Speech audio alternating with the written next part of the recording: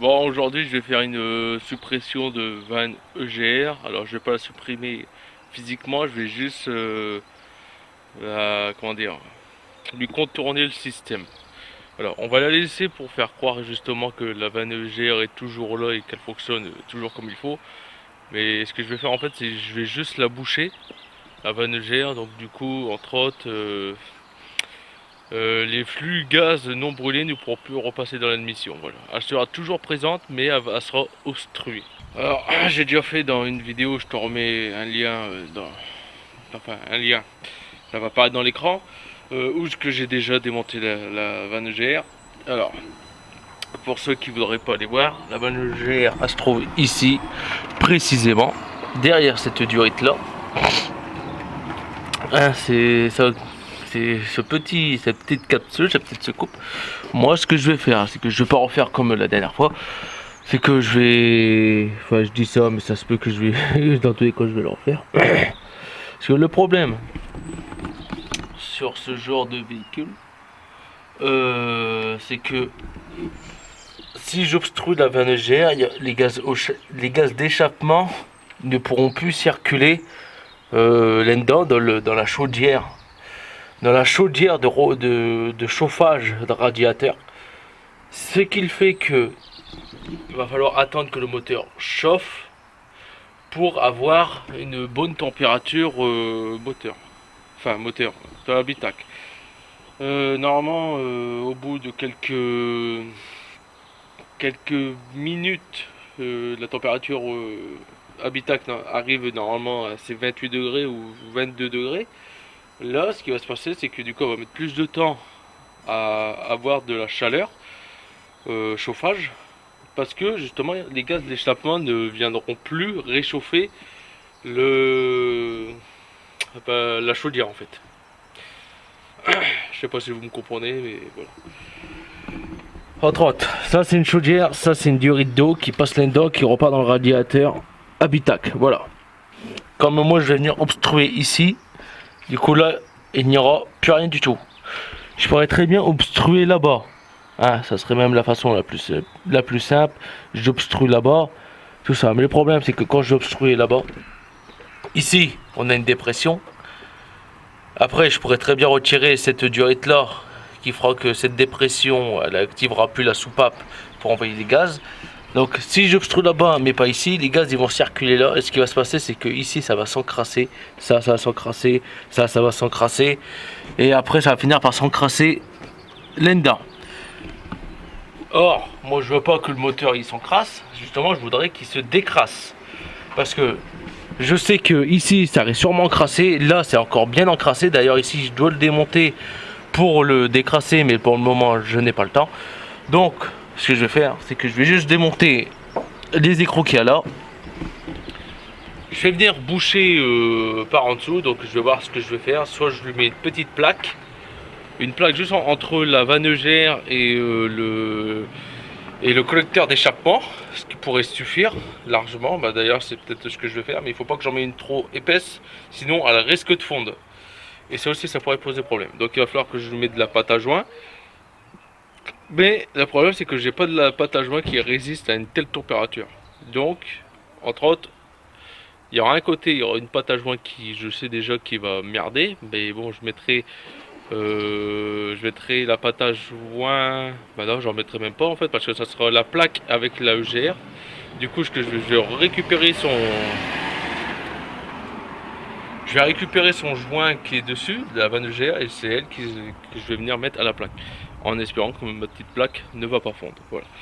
Donc voilà le but. Entre autres, ça sera obstrué. Donc je démonte la petite plaque. Hein. Enfin, je démonte la vanne EGR. Et on se retrouve juste après. Donc voilà, c'est retiré. Là le joint. Hein, comme vous pouvez voir, déjà il était même pas centré.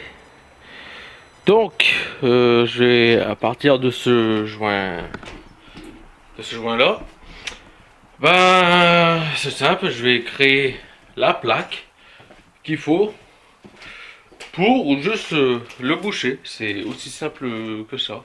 Donc j'ai encore un bout de tôle qui est là, je redessine ceci, je le découpe, Je fais les trous pour la visserie, je viens le remettre par dessus. Et le tour est joué. Et voilà, c'est créé, la petite plaque. Donc, quand il superpositionne, c'est bon. J'ai un petit peu merdé ici. Voilà, là. Donc j'espère que ça va pas poser problème ici. Ou alors qu'ici ça va être une rupture, ça va se péter. Du coup, il n'y a plus qu'à assembler la petite plaque. Fraîchement découpée. Donc là, ça on est sur du 1-2 mm.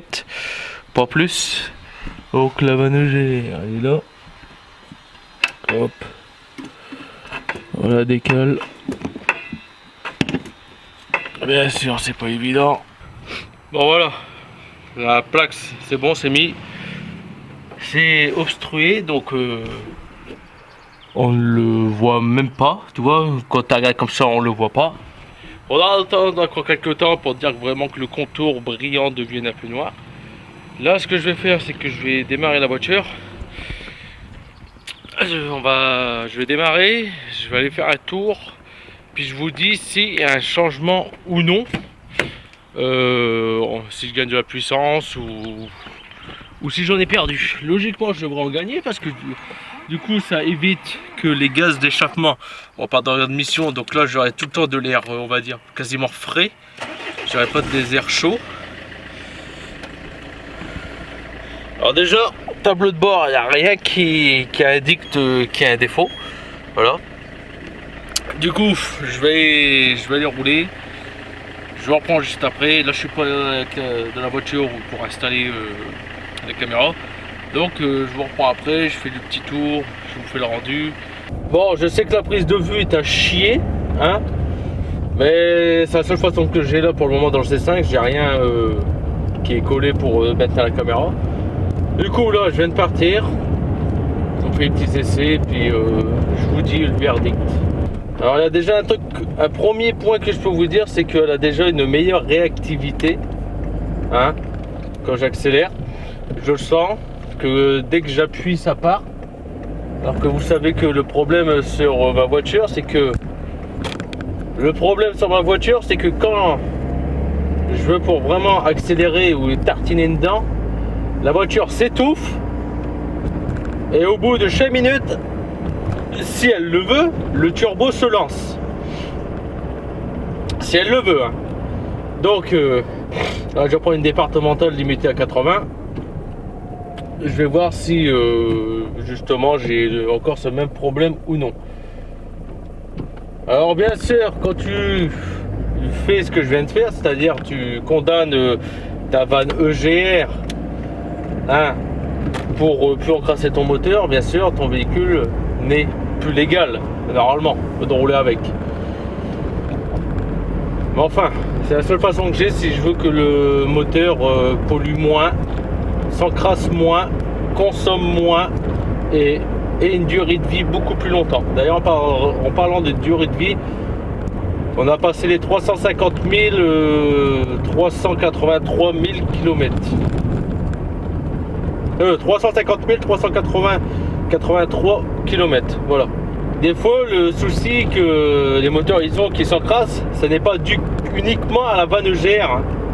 C'est aussi à l'huile que vous utilisez. Si tu mets de l'huile premier prix dedans, elle va s'évaporer plus vite, elle va faire des dépôts charbonneux dans l'admission et c'est là que ça encrasse tout. Si tu mets une huile mauvaise, avec la chaleur du moteur, elle va s'évaporer et c'est pour ça que tu vas user plus vite ton moteur et en même temps tu vas devoir faire la vidange plus souvent parce que ton huile elle sera quasiment évaporée, donc tu n'auras quasiment plus dans le bloc moteur. D'ailleurs sur le Citroën C5, il est recommandé tous les 20 000 km pour le HDI 2 litres, 20 000 km vidange. Et ben si on respecte la préconisation constructeur 20 000 km vidange sans contrôler le niveau d'huile, t'as pas assez d'huile dans le moteur pour faire les 20 000 km. Et tu sais ce que ça veut dire? Ça veut dire que c'est programmé pour que ton moteur s'abîme plus vite et que tu changes plus vite pour pouvoir en acheter un plus vite. Ce qu'on appelle de l'obsolescence programmée. Voilà. bon, je fais une petite pointe, je regarde dans mes rétro si ça fume.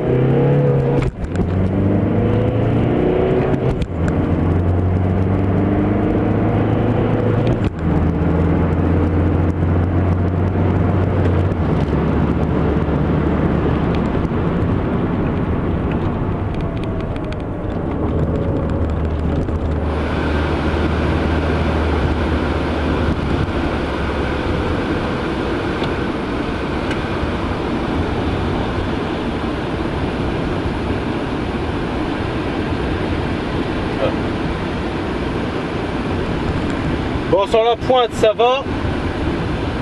C'est bon, je crois que j'ai retrouvé un peu de puissance. Là je viens de mettre le chauffage. Comme tu l'entends, j'ai mis le chauffage. Là il est au maximum. Là il est chaud. Il est chaud parce que le moteur là il est chaud actuellement. Là le moteur au niveau température, on est comme ceci. Voilà, c'est là-bas à gauche. L'huile là-bas n'est pas encore. L'huile n'est pas encore chaude. Tandis que le moteur là-bas, on monte. Donc là j'ai bien de la chaleur, donc il faut en gros attendre que le moteur chauffe. Ou alors ça se peut qu'en fait le truc que je dis chaudière, c'était pas uniquement juste pour avoir de l'eau, de la chaleur plus vite dans l'habitacle, c'est peut-être aussi pour pouvoir refroidir les gaz d'échappement. C'est peut-être pour ça aussi. Donc il veut dire refroidir les gaz d'échappement quand ton huile elle est vaporisée, elle est en vapeur à cause de la chaleur. En gros, ça redescend quand c'est comme les nuages. Hein. Quand il fait froid, le nuage il se transforme en eau et après ça redescend. Donc là, si c'est fait pour aussi refroidir la chaudière là, et ben ton huile ça veut dire qu'elle repasse à l'état liquide directement dans ton moteur. C'est une théorie à apprendre aussi. Bon voilà, donc verdict, je trouve qu'elle a une meilleure réactivité. Maintenant pour dire qu'elle consomme encore moins, il faudrait que je fasse ce que j'avais dit déjà dans l'autre vidéo. Donc il faudra que je démonte le collecteur d'admission pour le nettoyer entièrement parce qu'il est vraiment encrassé, comme vous avez pu voir dans d'autres vidéos. Hein. Pour ceux qui l'ont vu, comme quoi que la partie de l'EGR et l'admission était complètement colmatée.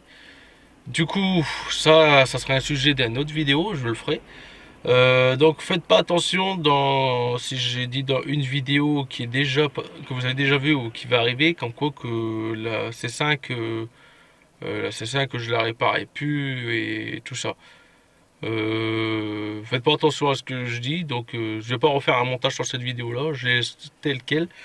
Donc entre autres là le C5 pour moi il n'y a plus de problème. Là entre autres je suis en train de, on va dire, de le réparer. Là les plus grosses réparations que je devrais encore faire dessus c'est la courroie de distribution parce qu'il me reste 10 000 km avant que normalement est à changer et préconisé normalement. Parce que je ne sais même pas quand elle a été changée à la dernière distribution. C'est simple, l'ancien propriétaire il a eu 2 ans. Ça fait 1 an que je l'ai le véhicule. Non, plus d'1 an. Ouais, ça fait plus d'1 an, ça fait 1 an et demi. Là, normalement, dans 5 mois, je fais le contrôle technique. Du coup, donc, ça fait que la distrib a 2 ans et demi sur n'a pas été faite. Alors, il y a la distribution qu'il va falloir que je fasse. Il y a l'embrayage qui était déjà fatigué. Il fonctionne toujours, mais à un moment donné, il va plus du tout fonctionner. Donc, il va falloir que je le fasse aussi. Donc, il y aura sûrement une vidéo sur la distribution. Ça, c'est pas sûr que je le fasse, la vidéo de ça. L'embrayage aussi. Là, ça risque d'être chiant parce que je suis quand même seul pour faire ça. Et comme vous pouvez voir, je suis quand même à même le sol. Donc, embrayage, distrib que je dois faire. La vidange, j'ai pas besoin de le refaire. C'est dans 14 000. Hein, je l'avais déjà fait. Donc voilà, donc il y a quelques vidéos qui vont arriver pour le C5, ça va pas être maintenant. Pareil, si vous voyez dans la vie, il y a une vidéo qui va arriver, puis j'ai dit ouais, quand vous la verrez, vous êtes sûrement au mode haute. Ben, en fait, c'est parce que j'ai avancé les vidéos. C'est tout simplement pourquoi j'ai avancé les vidéos, parce qu'en fait je commence à avoir la flemme de faire des vidéos. Il y a des trucs que j'ai fait hors de vidéo, et d'autres, bah, du coup j'ai fait les vidéos même si j'avais pas envie. pour dire de mettre du contenu. Du coup, faites pas attention quand je dis ouais sur les dates, hein. Bien sûr ils vont arriver bien avant. Tout ça, donc pareil, quand il y a des trucs sur le fourgon que je dis ouais je vais le laisser tomber pour le moment et puis je verrai ça plus tard, c'est parce que quand je fais mes vidéos, en fait c'est après le boulot et du coup je suis fatigué, je suis crevé et du coup bah voilà, quand on est fatigué il y a des trucs qu'on a envie d'envoyer balader et bah ça c'était pareil. Donc au lieu que ça me devienne corvée, je vais refaire mes vidéos et les trucs quand franchement je me sens envie d'en faire tout ça, parce que sinon je vais faire des vidéos où vous allez vous faire chier, je vais faire un montage où je vais me faire chier sur le montage, du coup ça va m'énerver, du coup je vais faire de la merde sur le montage. Voilà, ah bah regardez, une Citroën traction qui vient de passer, voilà. On n'en voit plus beaucoup, hein. Alors hier j'avais vu un cortège de 3 tractions passer quand je suis revenu de Calais. Aujourd'hui une, à mon avis, il devait avoir quelque chose pas très loin. Et là, vu le prix du carburant, j'espère qu'ils les font tourner à l'éthanol, leur traction, parce que faut pas oublier qu'une Citroën traction, c'est 250 km d'autonomie. Donc ça fait très cher le carburant pour 250 km d'autonomie. Voilà. J'aimerais bien rouler avec une traction, avec une voiture des années 20, 30, 40. J'aimerais bien rouler avec une voiture comme ça. Au moins essayer. Pour le moment, la voiture la plus ancienne que j'ai fait, c'est le fourgon, mais il roule pas encore. Mais sinon, la voiture qui est roulante que j'ai utilisée, c'est une Volkswagen Jetta, elle est de 85. Voilà. Donc voilà, donc faites pas attention dans les prochaines vidéos qui vont arriver pour les dates et tout ça, pour la flemme que vous voyez que je suis pas motivé, c'est normal, c'est parce que j'étais fatigué.